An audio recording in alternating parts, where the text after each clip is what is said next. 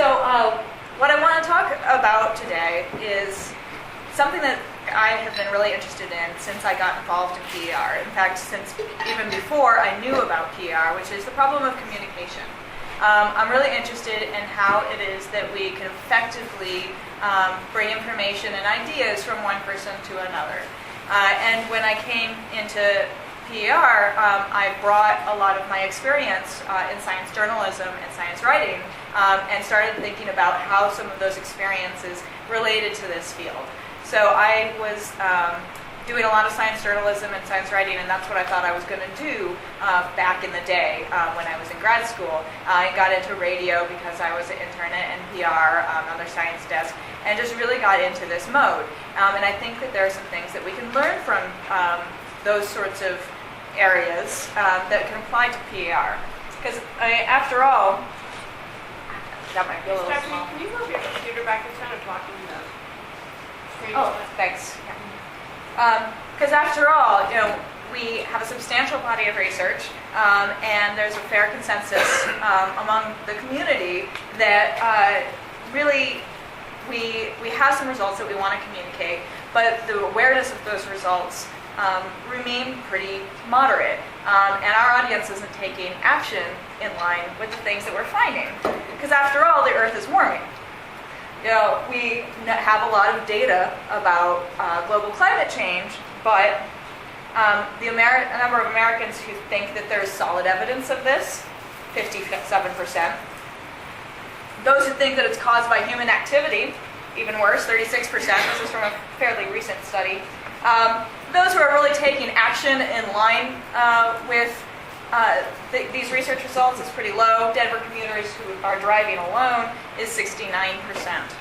So there's obvious parallels here to PER.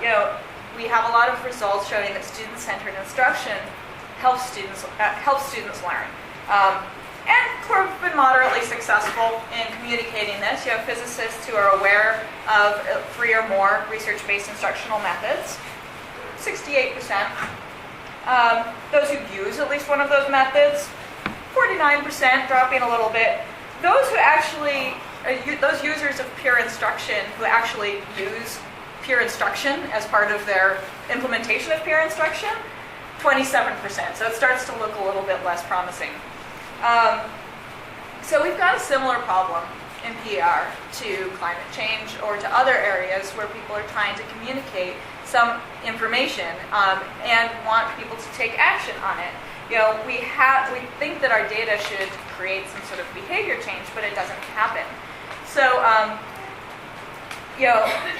if we think about, say, trying to communicate something about neutrinos, for example, that's more of a sort of an information transfer. We're trying to get people interested or excited about neutrinos, but we're not necessarily trying to get them to take any action. So there's some parallel there in that we have a message and information we're trying to get across, but we don't necessarily want people to take action. That's why I think the climate change data or climate change story is particularly apt. There are a lot of parallels between what happens in PER and what happens or we want to happen in climate change communication.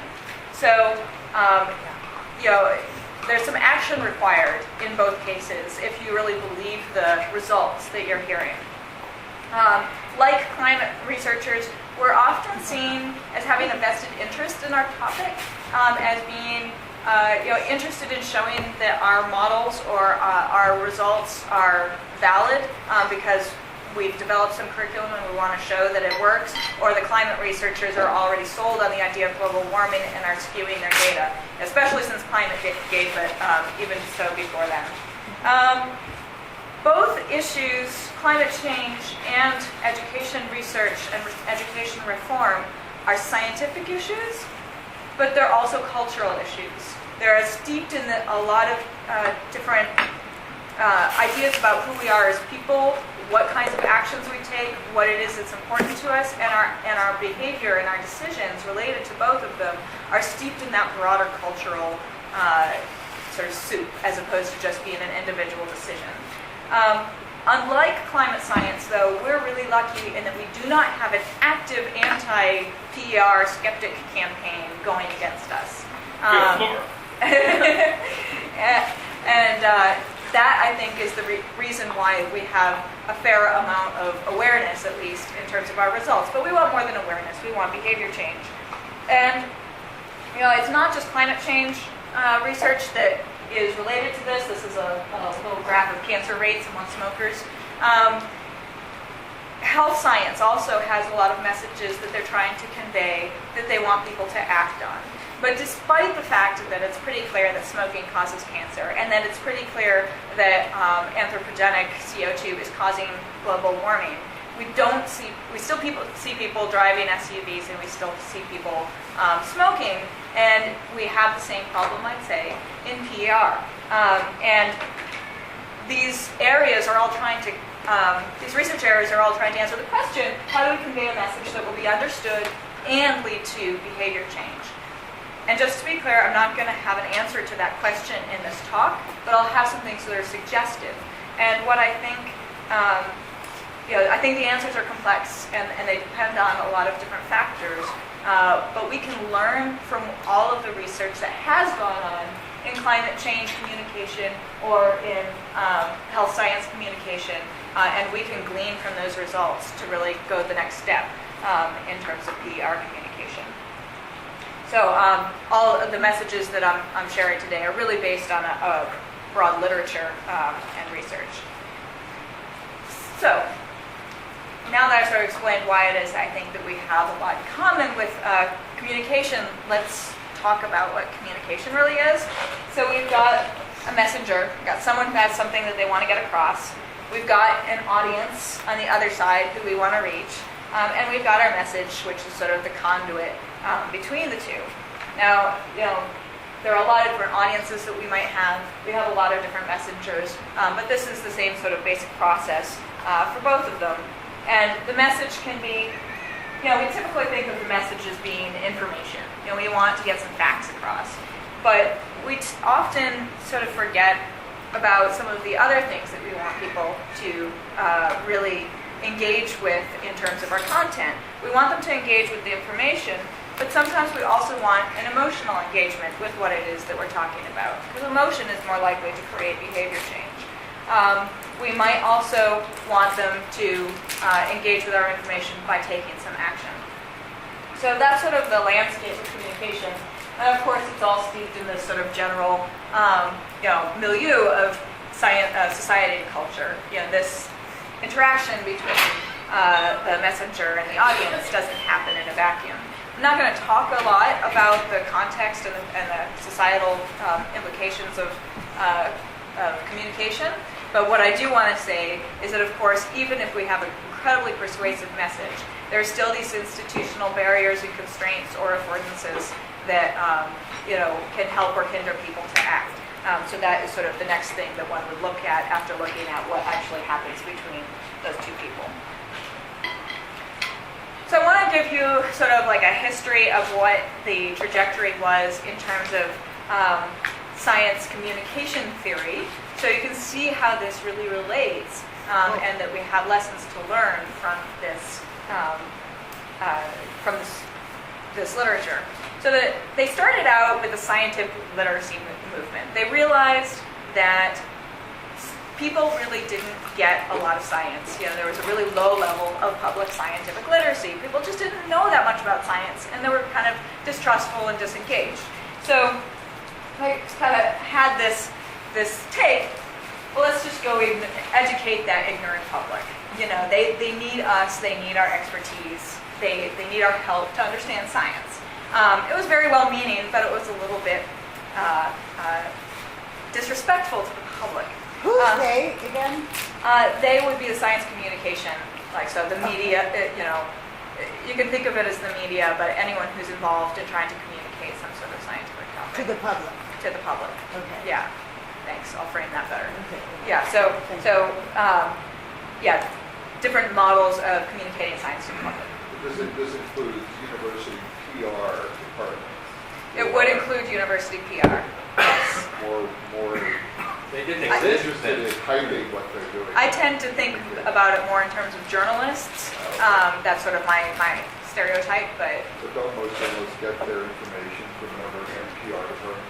Often, yes. And often they'll just republish the press release. So the messenger, we'll call him a journalist, says, let's go educate that ignorant public. And actually, this is also the policy folks at this level. We really need to make a push for scientific literacy. And the primary message in that case is information. They're trying to just get information to the public.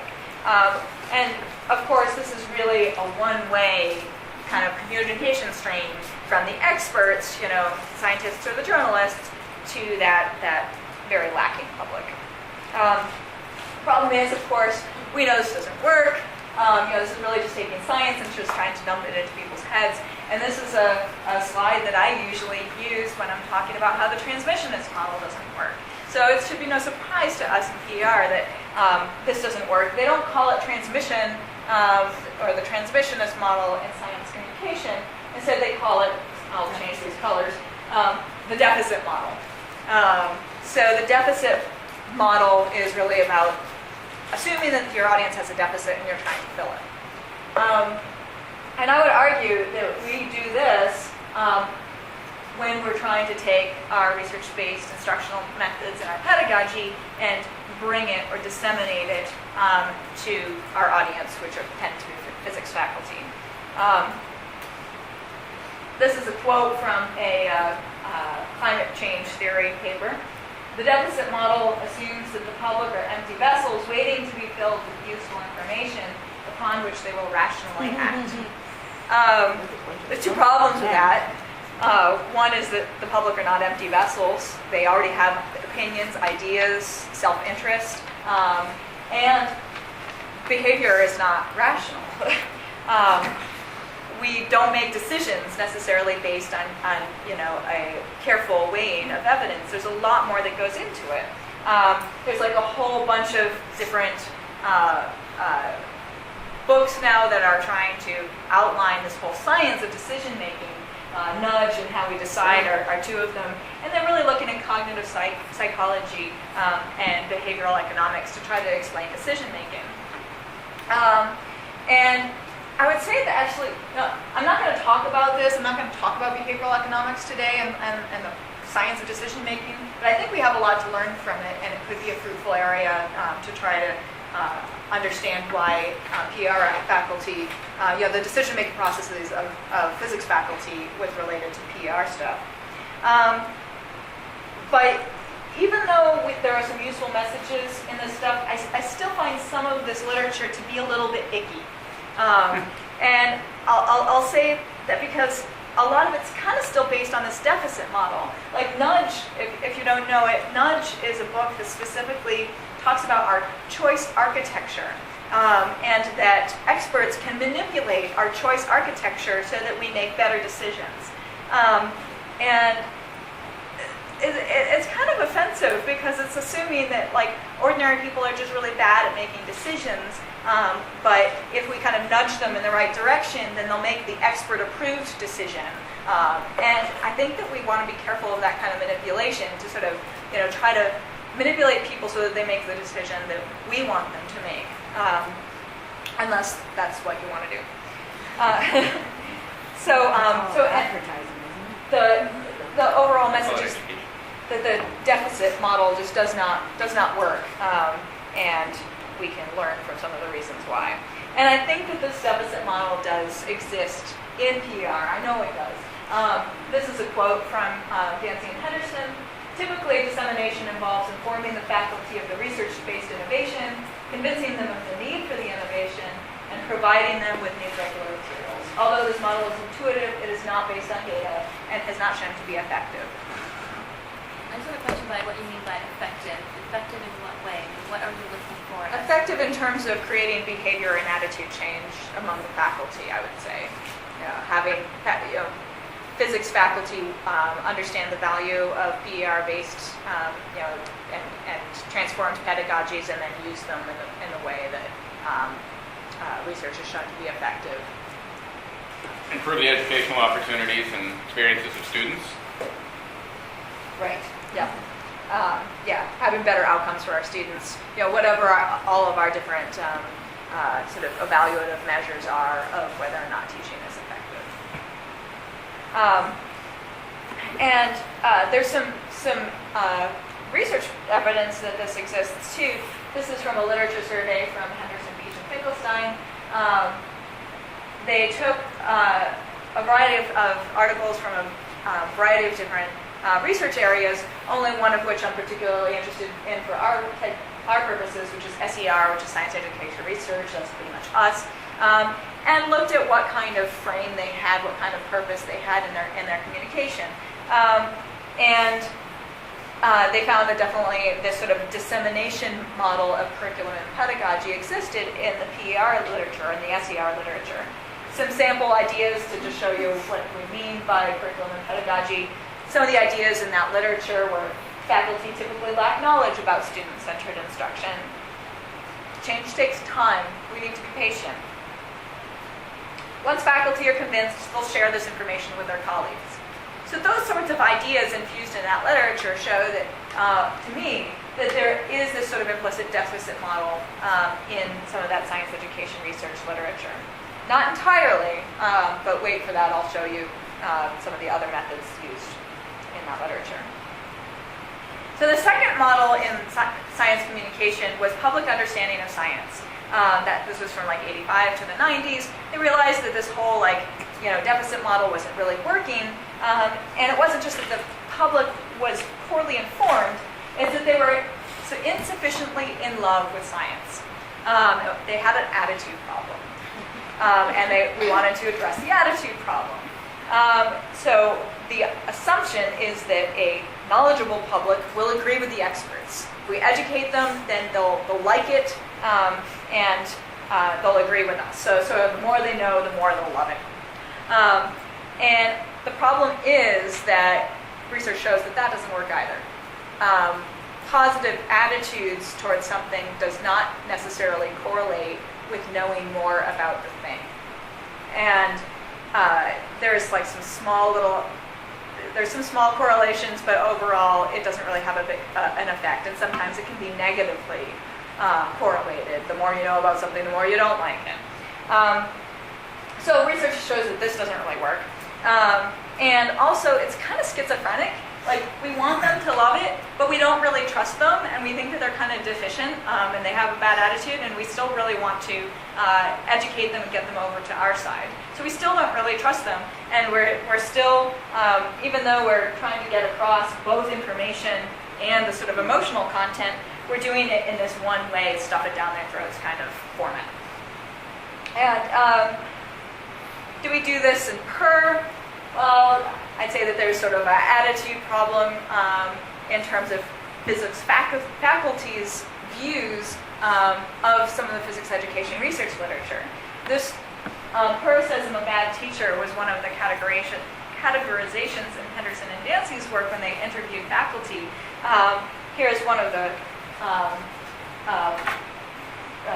quotes from from the paper and from one of the faculty. The faculty we interviewed described emotional reactions to the messages of education researchers. The first word out of their mouth is, "You're not doing things right." And in that paper, they argued that we need to pay attention to the emotional impacts of our work. And I would argue that that's true. In the public understanding of science model, we realized that the public had poor attitudes towards science in general.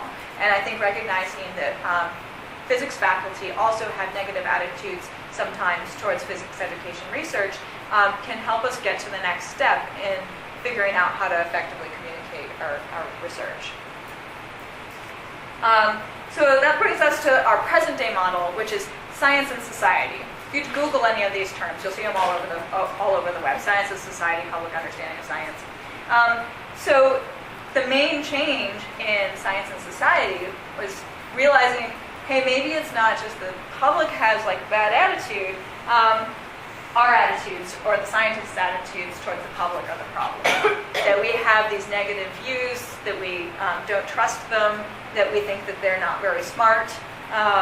And so we need to change because our prejudices are alienating our audience, which is the public. So audience, we want to educate them, but we also want to let them participate, want to hear what they think. So this is this whole model of science communication nowadays, where it's not just this one-way transmission, but it's a dialogue. And this really showed in the GM food debates, maybe 10 years ago. The United States decided not to bother to get public opinion on GM foods. They wanted to just put GM foods into the supermarkets without a lot of labeling, and they didn't really ask the public about it, and there was a lot of public outcry. Whereas in Britain, they decided, we're going to do this right. We're going to ask our public what they think. We're going to have all these dialogues that will be really positive, kumbaya. And unfortunately for the policymakers, after all that dialogue, the British public said, we don't want genetically modified foods. We want labeling. And there was kind of this disgruntlement among the policymakers because they wanted that dialogue, but they wanted that dialogue to lead to the decision that they wanted. So there was still something kind of inherently icky and manipulative. Can I raise a point? Yep. You should be careful that you're not talking full, because there's very likely to GM foods affect anything bad, and it's sort of my general comment would be the climate change thing is also not completely clear how you would approach it in that way. You're making it as if it's, we're the smart people versus the idiots who don't agree. And you're doing the same thing with GM foods. People who think GM foods are a really good way to keep people from starving to death are being cast as idiots. You might be layering that meaning onto what I'm saying, but I'll try to make that clearer. That I'm not saying that GM foods are good or bad. I'm saying that opening it up to public discussion didn't lead to the results that the policymakers wanted. Not because the public made a rational decision, but because the public has this very strong reaction against But it's a subtle jar thing, foods. as if the public could actually evaluate the costs and benefits of GM foods. Mike, I think really the point relevant to that is that they were looking for laws that didn't allow people to advertise that their food didn't contain genetically modified foods because nobody could prove that they were bad. And so they were trying to deny the public the possibility of making a choice. That's Right, but you have a I get that idea, So- giving people who are ignorant about something, the decision is reasonable. I'm just talking about the tone of it rather than the substance of it. That she sounds biased to you? It sounds like, to me, the climate change thing is also, does anybody, there have been many cases in the history of science where people were sure they knew what was going on. The reason we have racist immigration laws where people were sure that eugenics was correct, okay? So it isn't as if the scientific consensus is always right. It's worth being a little cautious because people were being sterilized because scientists said they should be sterilized not that long ago. So it's hard to completely outline all of the different aspects of science communication, but it's true that oftentimes policy decisions are made. Example of this were racist immigration laws and sterilization of people who were considered genetically defective by. Can I suggest So it's just worth keeping. Yeah. So I'm happy to have a longer discussion about this afterwards, but why don't we continue forward so I can make sure to get some comments at the end. So anyway, there's this movement towards more dialogue in science communication, but sometimes I would argue that movement towards dialogue isn't completely genuine, and I think that we have to be aware and careful of that in our own communications. If we're inviting dialogue, is it genuine, or are we just trying to manipulate people to come around to the decision that we want them to make? Robert? I want to raise a point that you may actually be coming to this because I think it comes out of the same sort of body of literature that you're talking about. But there has been some studies that show that when people are very strongly invested, emotionally invested in a view or some topic, scientific or otherwise, presenting them with contrary evidence has the effect of making them more sure in their previous beliefs. So it goes even further. It's not just no impact. It's actually presenting scientific argument actually has a negative impact. So, And I think that applies everywhere. I've seen that apply within scientific debates and scientific community as well. I think it's a universal human trait. so it's like- that's a cognitive science and decision-making research kind of comment, which I just, this isn't that talk. I'm you know, as advertised, you know, I'm not going to get into the behavioral economics and cognitive science literature of that. I'm going to be taught, I believe that we have a lot to learn from science communication, and so, because they're struggling with a lot of the same sorts of things that we are, and so I'm making the case that we can learn from the messages, best practices of science communication. So, which is not getting into the behavior change and decision-making literature. It's just a separate talk. I agree with you, but it's just a separate talk. So in the science and society approach, we're finally getting at, you know, that our message contains not just information, not just an emotional impact, but also that we're really trying to get some behavior change to happen in our audience. And it's also the first model that's really truly kind of a two-way model where we're getting information from our audience. And I think that this dialogue model is starting to happen in PR. You know, it's happening because we have come to some awareness that the deficit model doesn't work for us. And it only took us 20 years instead of 40, so yay for us. I'm sorry, I got lost. Go back one slide, please. I'm sorry. Okay, no. So the dialogue model, what is that? What am I losing? So science and society is all about creating dialogue Okay, and two-way creating conversation, that we're trying to finally listen to the public and not just tell them what to do. Okay, and then I was going to ask, like, almost thinking about your last response to Robert, is there evidence that what the communications group has done is effective?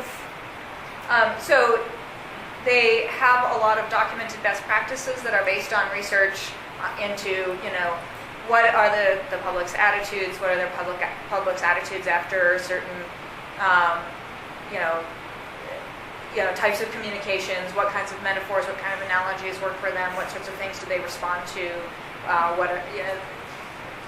there are journals dedicated to this, so some of which are based just on, you know, like the physics teacher, a lot of it is like, you know, ideas of best practices based on the expertise of practitioners, and some of which are based on detailed research. So then where did the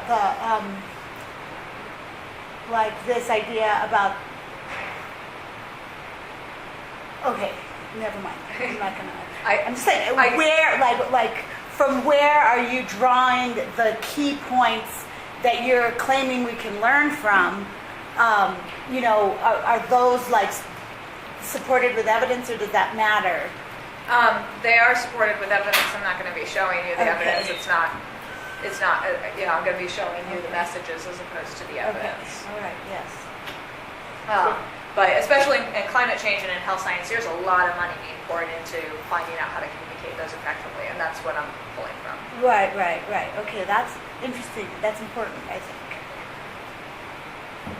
So I'm wondering about the relevance of your GM argument, because the GM argument, you're saying, is that a good example of this two-way communication? Because it almost was intended to be two-way, but the second arrow kind of went off to nowhere because they didn't care what the audience was actually giving them back. Right. Well, there's a difference between theory and practice, right?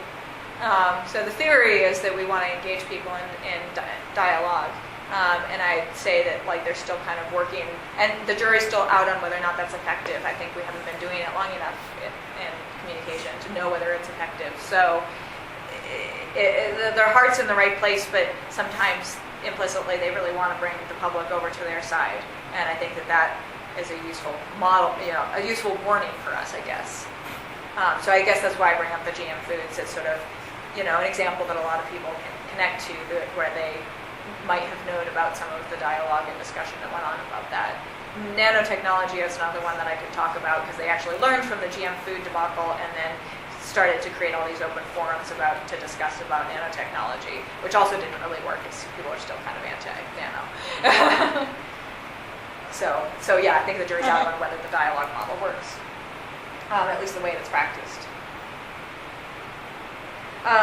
So we do have a model of dialogue in the physics education research community.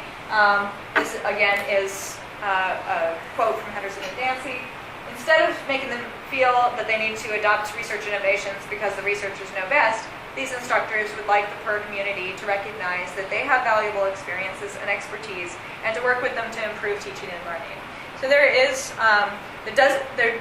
does seem to be a theme that instructors would like to be part of this dialogue. Now, how to actually create this dialogue in our field is another question. Yeah?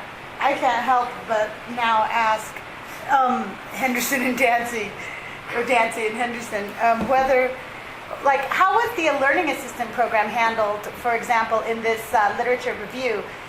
Because I see it as a subversive model of a dialogue model of helping. This is from faculty interviews. Oh, it's all from interviews. This particular. That particular one is from. No, okay. So I should have talked about the Beach Finkelstein. So that's coming next. Okay, that's the one I wanted to talk about. So again, returning to the literature survey that Henderson, Beach, and Finkelstein did, there was one categorization that I think looks more like a dialogue model, and that's the categorization of developing reflective teachers. And here are some of the ideas from that. Like, teaching is context dependent and adaptation is necessary. Time and effort are required to change instruction. And we are advisors and we respect the expertise of teachers. So those kinds of themes in the literature, I think, point to the fact that we do also listen to what it is that instructors want and recognize the limitations that they're working under. And I think that that's really important. The question remains how to create more of a sort of two-way communication, and I'll address that in a little bit. Did that? A little. But also I wanted to comment on the little yellow things that you had before when you were way back when you were talking about how it was more of a fill the empty vessel model. Oh, and I feel like those yellow ones that you just showed right now are not unlike the ones you showed before for the empty vessel model. Like in the middle one, for the when you showed. I'm not sure where you're talking about here. Yeah. No, yeah, those Those things, are empty only they vessel? were on a slide way back when you were showing us examples of empty vessel filling, and like the middle one was learning takes time. That seems like no, that was change takes time. Yeah, change takes time. So we've started the ball rolling. We just have to wait for it to go. I mean, I'm not going to defend Henderson, Beach, and Finkelstein's categorizations. Okay, so those are categorizations that came out of the paper that they're saying. Those are the ideas that are in those papers that made them categorize it as disseminating. Oh, all right. Because like when you showed them earlier, I didn't agree, but you're just reporting what's in that paper. Right. Yeah. If you don't agree that those are part of disseminating, that's more of a beef with them. But I do think change takes time is this sort of implicitly like, okay, we've put it out there. They just have to, it takes time for them to kind of come over to our side. That's different from what I thought it was. Okay, thank you.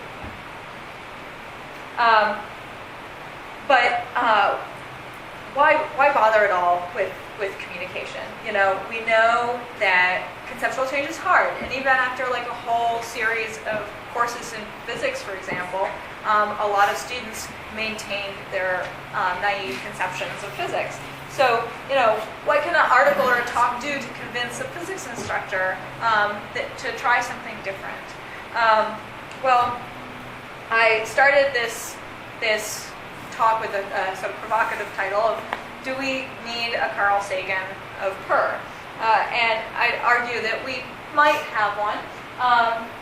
This is the clip from YouTube of Confessions of a Converted Lecturer, Eric Mazur's famous talk. He's been tremendously successful in this talk, and which gets across many of the key messages in PER. And this talk alone, he did a count, and it's been given about 400 times.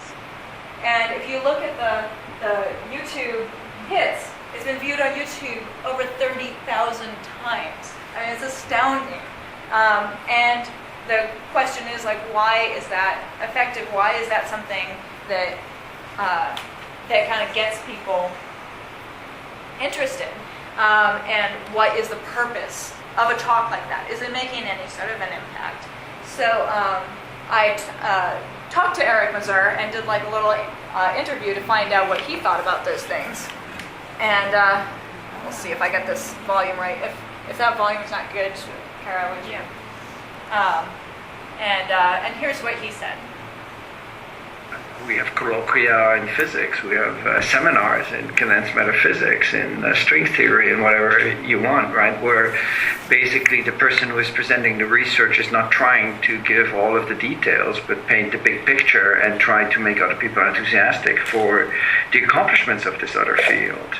So I think it's exactly the same thing in education, right? We need to give people the highlights, convince them that physics education research is an important field, that there are exciting results, that there are results that show that the traditional approach to teaching is not the most effective one, and that there are other more effective ways of teaching physics. Then if you want to really implement that in your own courses, and that of course cannot be done in a 1 hour talk. So I think the presentation is motivational. The workshop is educational. So, really, I think that communication, the role of communication is to, create some awareness, expose people to new ideas, not just awareness of the existence of these instructional methods, but also to just sort of plant a seed to get people reflecting about their own teaching and to inspire them to try something new. I mean, after all, like, what is Nova, like watching a Nova special about? This is from The Elegant Universe. Who saw The Elegant Universe? A couple. So this is like Ryan Green's whole thing about string theory. He's not necessarily trying to get people to become string theorists, but he's just trying to entertain them educationally. We actually call this edutainment in the industry. And the idea, again, is to just create awareness and inspire people to think about something new and have an interest in something. So I think that physics education research communication can do the same thing. Let's see, I'm just looking at the time. I might go past some of the other stuff a little bit faster. So I've hopefully convinced you to some degree that there are a lot of similarities between science communication and physics education research in terms of, we're both trying to get across information in a way that's engaging and hopefully can lead to some action and some attitude change. So if the science communication world has decided that scientists wanting to get their research across need to be more aware of how to communicate effectively, I'd say that we as physics education researchers also need to become more aware of how to communicate effectively in order to get our message across to our audience, which is a more restricted audience than in the public sphere. So the rest of this talk I'm going to really talk about some of the main messages from science communication, which again have come from extensive studies as well as best practices. There are a lot of people who have put a lot of thought and money into trying to find out how to engage the public with general science. So some of that research shows that the messenger is really important in whether or not somebody believes and engages in your message. They want to be someone who's credible, or they believe, and this I think is a problem for physics education researchers because we are seen as biased, trustworthy, and also people tend to trust people who are more similar to them. So the more that we can sort of, be coming to people as instructors, I think the more possibility we have of making an impact. And that's why I think that Eric Mazur we're really lucky to have him because he's a Harvard professor and he's an instructor and he's a really caring instructor. He's sort of like the best version of every physics teacher out there. And so people relate to him, I think, and he's not, condescending. He's very friendly. He tells his own story. He's very funny. What about the audience? So knowing who the audience on the other side is really important. And I think in PR we have a variety of different audiences. We have other physicists. We have other physicists who may be more or less open to what we're saying. Those are different audiences. There's the media. Getting our message out through journalists is really important. There's also the policymakers, which again is a really important audience. I'm going to focus in this talk on physicists. So, just trying to talk to other physicists, other instructors. There's a lot of research that has been done in climate change to try to find out what each audience needs, what examples and metaphors make sense to that audience, what kind of information that audience is coming in to a communication with, and so how they're going to interpret certain types of messages. And I think that we really need that kind of research. We don't really know what kinds of messages work for different types of audiences in PER. And what climate change research has done is to then create research-based brochures or talking points about climate change that are most likely to be effective based upon that audience research. So I just want to make a call that would be a really great area for us to engage in as a community. And I also think that research is one of the main ways that we can have some of that sort of dialogue model without actually sitting down and having roundtables with people. Like if we're getting some information about our audience and who they are, and then we're sort of engaging in one-way communication to that audience, it's better than just the one-way communication without any understanding of where that audience is. Yeah, it's sort of like what we do in our classes, find out what the students' difficulties are, but then give some interactive ways for them to engage with that content. So, but we decide the content for the most part. So I think that doing some of this audience research is a way to make this a little bit more two-sided. I'm gonna the rest of this talk is somewhat similar to what I gave at Deber in terms of sort of like common themes in science communication. I can go through that and get feedback on that, or we can pause now since it's coming up on 1/2 hour. I know that we can go until 2 in this room, but some people might need to leave. So if you go back one slide, I was curious about the fact that in this whole PER, the fact that most students in physics classes are not physicists. Is there any effort to think about what the actual audience of who's being taught is and how that affects? Well, that's what I'll argue, is that we want to know more about the physicists who are our audience. Right. And some of that work starts to be Part done. of that is the question of, do they actually appreciate who they're trying to teach?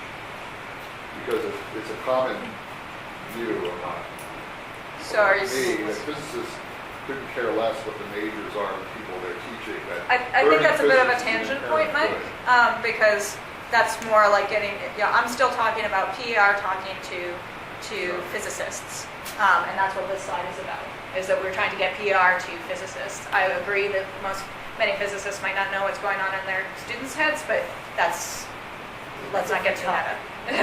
Cool. Yeah.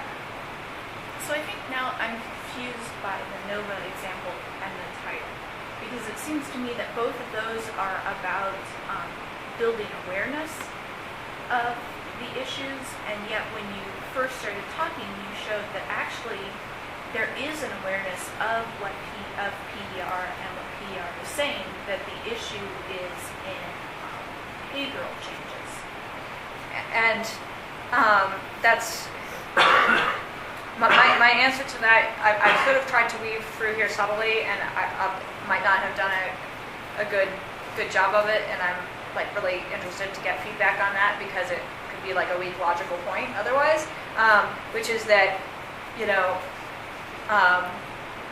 Henderson and Dancy show that there is awareness of research-based instructional techniques, but I would argue that that is a really sort of low level of having gotten information across. It's sort of like saying, yes, I'm aware that climate change is an issue.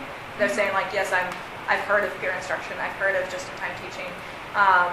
But then when you ask them how many of them are you actually asking students to discuss with each other during peer instruction, the amount is very low. So there is like, there's a lot that's not getting across. Like there's a sort of low level of awareness that's getting across, but like actually what these techniques are about and why they're useful and how they're meant to be used is not getting across. Okay, so you're saying the problem isn't necessarily behavioral change, it's a step before that.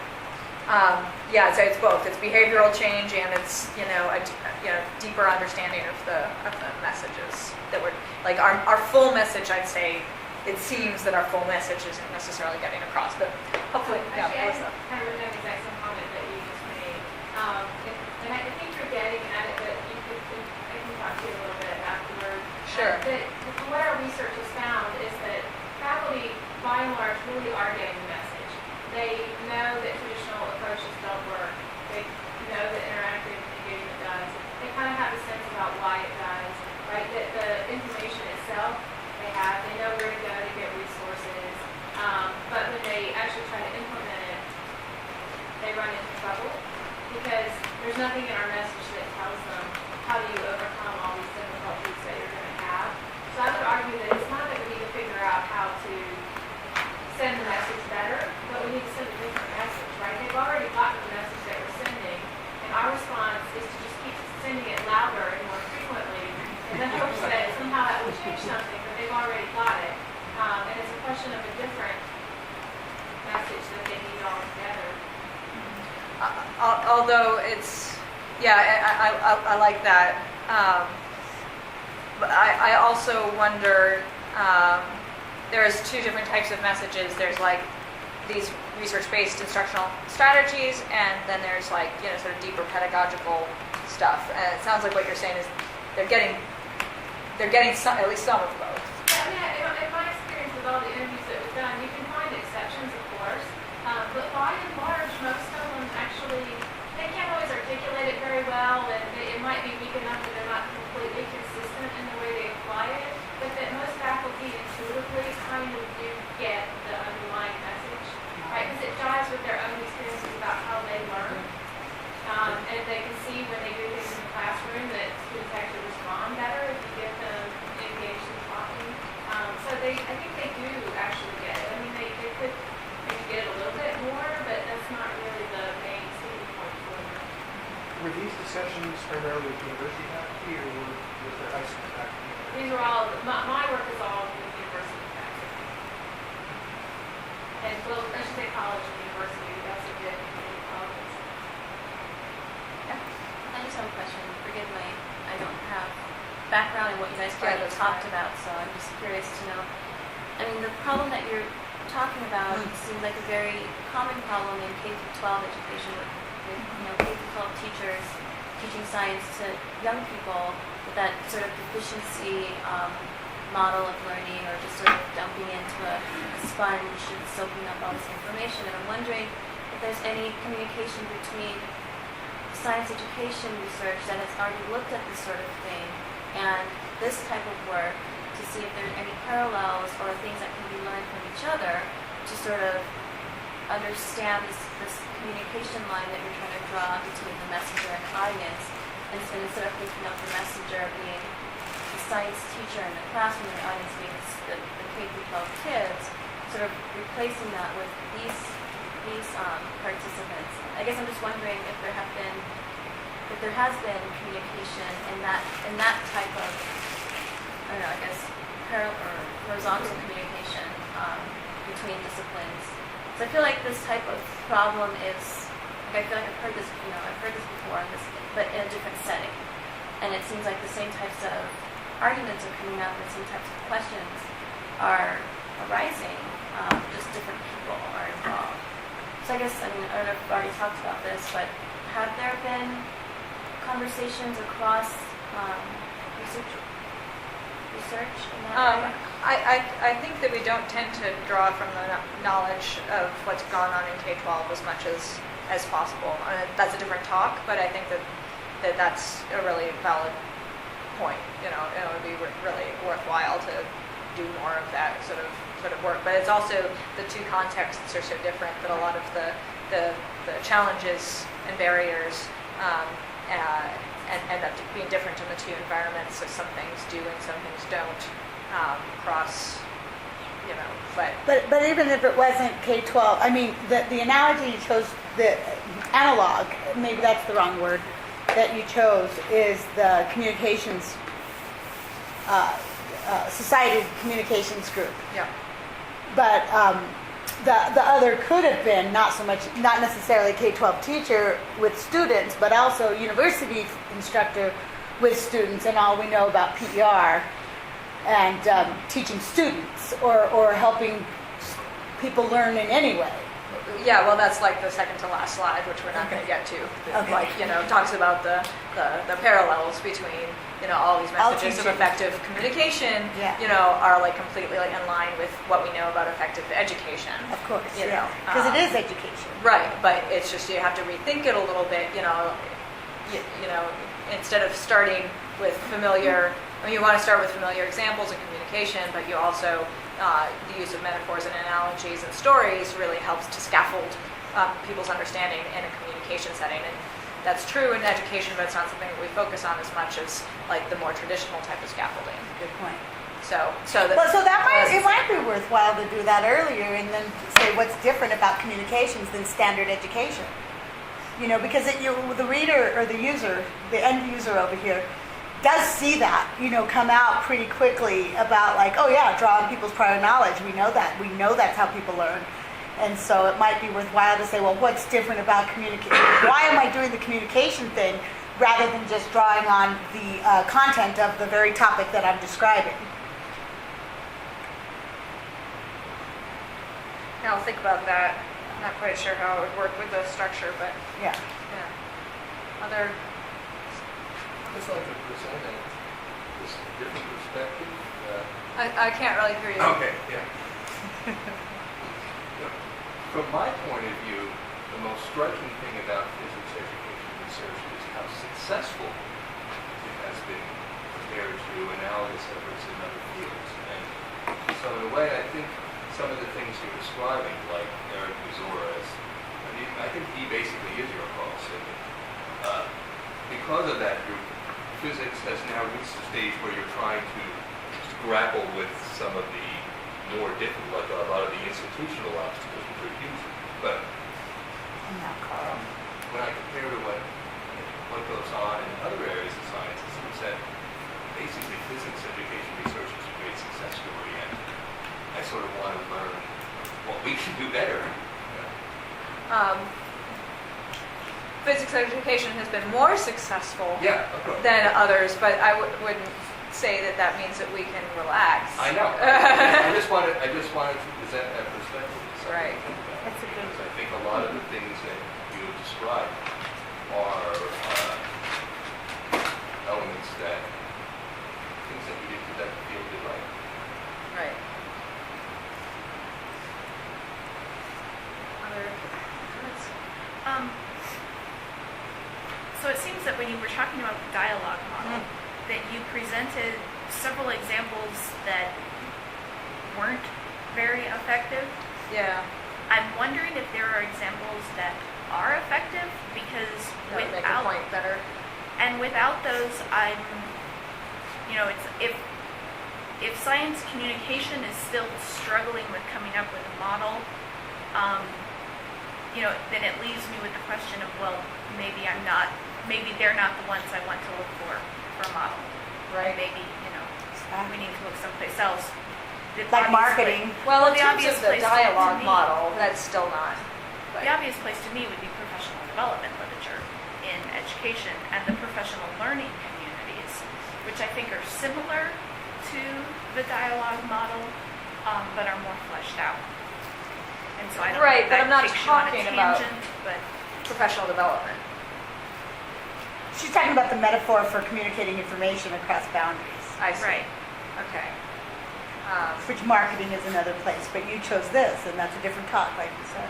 Right, yeah. I feel like you all want me to give a different talk than I want to give, which maybe is a message in itself. But yeah, I'm making the parallel with communication because that's what I know. I can't really speak about these other literature areas that are not my area of expertise. Are there effective examples of the dialogue model that you can talk about? The two quintessential ones are the GMOs and nanotechnology. But they're more sort of like what didn't work and then what we tried to make work better. But the thing is that so the dialogue model they're still working on, but there's all these other areas. Maybe I just shouldn't talk about the dialogue model because then there's all this other stuff that they've figured out that doesn't work. That we can map onto our stuff. But stuff that's worked in the inverse way, like stem cell research communication, and that got press and people bought it. For better or for worse. That oh my God, because it hit the emotions in the way that I think you painted a very clear picture of how effective the stem cell media stuff was maybe 5-6 years ago. I think HIV education also went through this radical period in the 80s, which was very effective. Very quickly, really we learned. changed behavioral patterns in the United States, based. So I think that I bet we could come up with lots of instances where Anti-smoking campaigns were successful. When I was young, all adults smoked and no kids did. Now it's the reverse. So it was a complete change. It's true. Yeah, I think that's worthwhile. I think that's a worthwhile thing. Exercise. Smoking? To find those. Understanding the last model that you said that we're in right now, but I guess I want to ask about, so then are we saying successful means that we've changed the public's mind? Because I thought that was the point of this last model that we were trying to get away from. We're trying to get them to see things our way, and it sounds like we're giving examples of what successful is based on whether or not this audience or this unknowing public buys our story. And so I guess I don't know if I'm confused because I feel like that's what we're saying. Maybe I'm misunderstanding. Well, maybe I just need to be less nuanced in my presentation and not talk about how communication is kind of manipulative. I think I was jiving what you were saying, but then if we were giving examples about successful, it seemed like successful meant having people see it our way still. And I thought that you were saying that the model was a dialogue between, and that it wasn't about us. It's a paradox. I think it is I think it is a paradox. We really do want people to do the things that we want them to do, but in essence, that is not respecting our audience. It's dialogue for the sake of convincing people to our side. It's marketing. Yeah, it is right. That I think was my confusion as well. Is were those actually indications of dialogue not working? I guess it seemed to me, just like what Stephanie said, that's not really the case. It was dialogue, but is the point of the dialogue to get them to believe what we were saying? No, that's not what dialogue is. Right. I think most people understand the word dialogue to mean you open communication, not with the belief that either side is going to change their opinion, but you're going to reach a compromise with either side holding their opinion, but reaching some kind of compromise on how to proceed. So dialogue isn't quite the right word. When someone calls the physics department and says they have a new theory showing why Einstein's wrong, and I answer, I'm not interested in opening a dialogue. Right. Yeah. And education is not always a dialogue. So maybe this is something that'd be nice to clarify. Right. Well, why don't I just give you the sneak preview of what else is in here so that you see where it is that... Could you just describe? Sorry. Could you just describe? That was the built-in questions in case we didn't have any. So this is where I get into like, you know, we don't just want, you know, like uninformed dialogue isn't dialogue. Like what we really want is to convey some information, and that's really important, is to get people, you know, understanding what it is that we're talking about, but that we want instead of, you know, to really make the bottom line really clear to them. I have one point, which is sort of underneath all of this is the question of whether it matters whether physics education is effective or not in any concrete way, as opposed to just sorting people who want to go to med school or whatever. And part of why, if you had a really effective approach to something, and it mattered whether you were doing it effectively, it would very quickly be adopted. And so, I think if people were punished if their students didn't learn physics in a dramatic way, as opposed to being evaluated on whether students like their teaching or not. How many millions of people died of lung cancer? You know, people were punished for smoking, and that didn't stop them from smoking. Because it was pleasurable. They made a choice. No, they made a choice about what it is they wanted. Okay? And, you know, to adopt a moralistic view that they shouldn't have wanted that everybody should be forced with cattle prods to run 5 miles every morning because it would be good for them. That's, you know, it's like, should people learn physics because it's good for them? Or are physics teachers teaching it because they care about whether students I just don't quite want to get into My that. point is, there's a whole part of this is what's the motivation behind a physics teacher doing one approach or another approach? What's their economics? Right. Okay, so you guys want me to give the behavioral economics talk instead of... No, but I mean, it would be a really interesting talk, I that's just don't have that important. expertise. Yeah, give it on the schedule for another call. Seriously, I would be really... It would be interesting, it's just not my I mean, area. there's a reason people don't do it. They don't feel like doing it, and not doing it causes them no punishment. There's nothing that happens to them.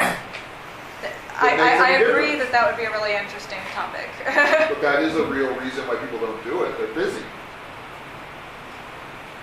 Although Dancy's work actually suggests that the time issue is sort of substituting for some other larger challenges. It may be true, but you know, if you're in my department and writing NIH grants which are not being funded, you don't want to think about anything else.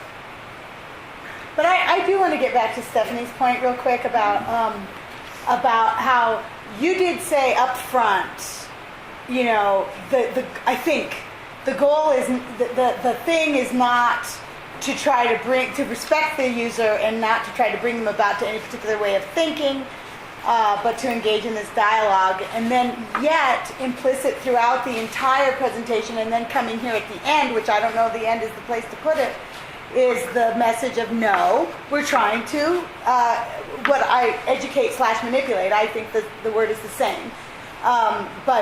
You know, and so why do that? Well, that's why I said maybe I shouldn't have been nuanced in my presentation. Okay, yeah. And by nuanced, I mean like bring up the fact that there is something kind of manipulative and icky about, you know, this kind of marketing approach to communication. But you know, that a lot of these really are trying to like bring someone over to our, you know, expert approved side. I brought it up in the beginning just to sort of be, you know, intellectually honest that I think that there is sort of an ideological problem with that, but maybe it muddied the waters. Because everything in communication is about brain. Do you really think that it's icky when I have a significant amount of evidence to support the claim that you're going to die from smoking? Do you really think it's icky for me to launch a campaign to educate middle school and high school and young adults that you need to believe me? Is that icky for real? No, that's, you know, maybe icky is the wrong word. I mean, there's something manipulative about trying to push people towards the decision we want. But like you say, it's manipulation based on a wide body of evidence. Yeah. And there's nothing, I mean, this is going to be good for them. Like manipulation has gotten a bad rap, that poor word, because that's what we do. That's what we as educators do. That's our job. And I don't find it. Our job is to educate. One of these days, I want to know over a bottle of Remy what the difference is. So I think it might be useful to use the word persuasion instead of manipulation, because to me that sounds much less icky. I mean, there's some issue that of sounds less icky to me is because persuasion sounds like you're not trying to trick somebody into doing something that without any information. There's an employee. Which is not Right. in their own interest. Right. And it may not really be in their own interest. And you may well, manipulation sounds like you know that what you're doing may not be in their own interest, and you're doing it anyway, which is what cigarette companies were doing. But persuasion is saying, you know, This is for your own. Well, I don't want to say this is for your own good, because that sounds kind of condescending. It's going to hurt me more than it hurts you. Yeah. Persuasion is more like, here's an idea, here's some information, here's a way of thinking about it. Now, the decision is really up to you. But giving people not just information, but the right kinds of information. Right.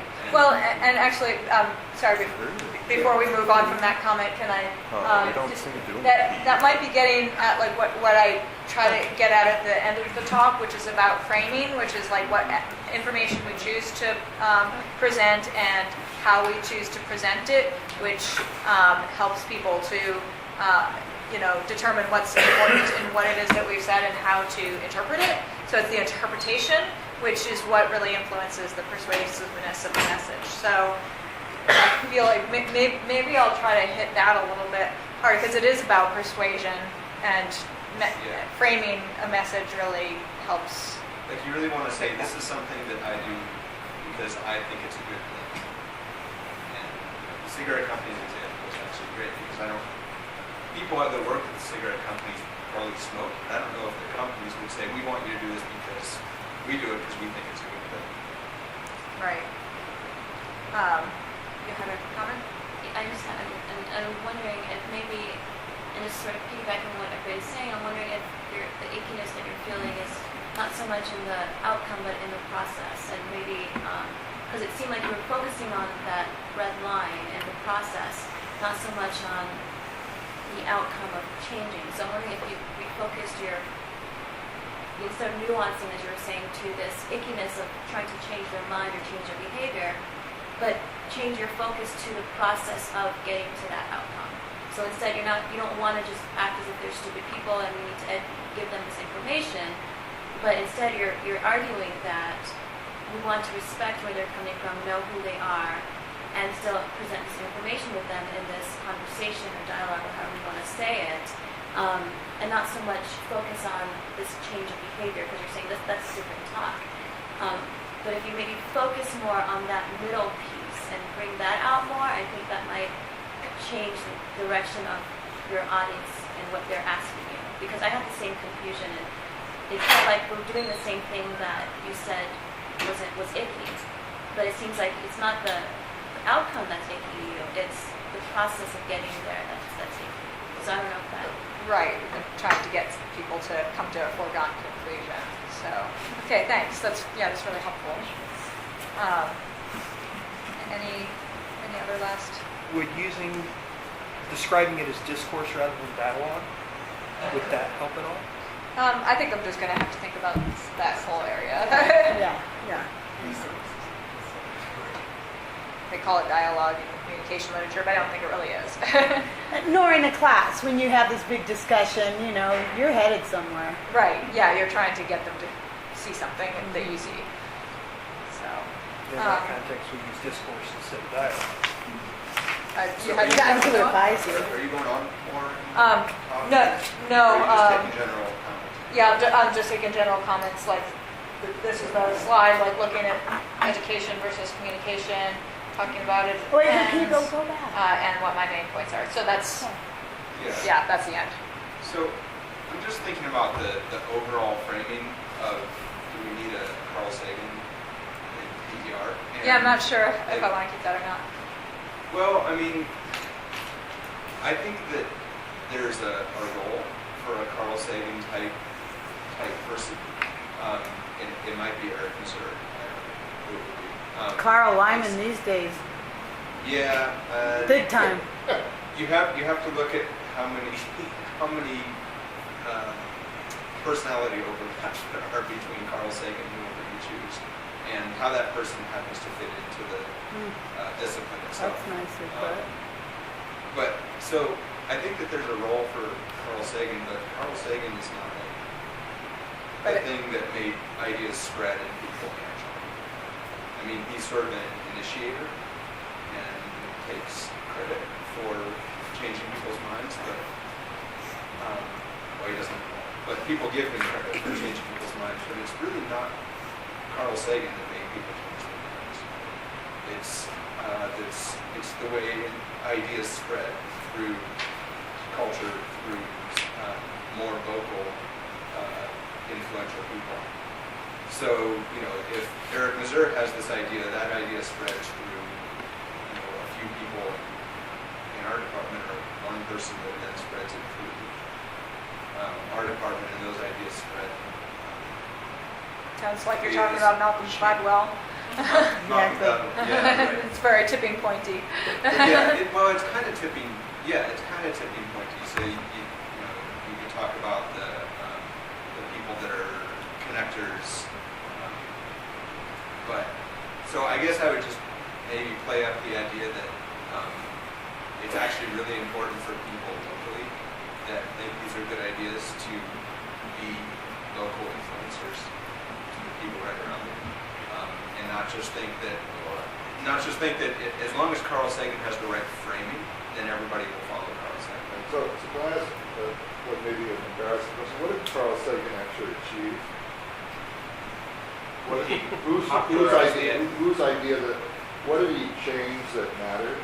He popularized the idea of thinking scientifically without necessarily being a professional scientist. And the evidence that he changed people's mind about that is?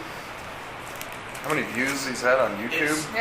It's not an evidence-based Enterprise. argument. The idea is that systems like this have been studied and people don't know, but they have good reason to think that actors like that have influence over other actors, and that those cultural attitudes spread.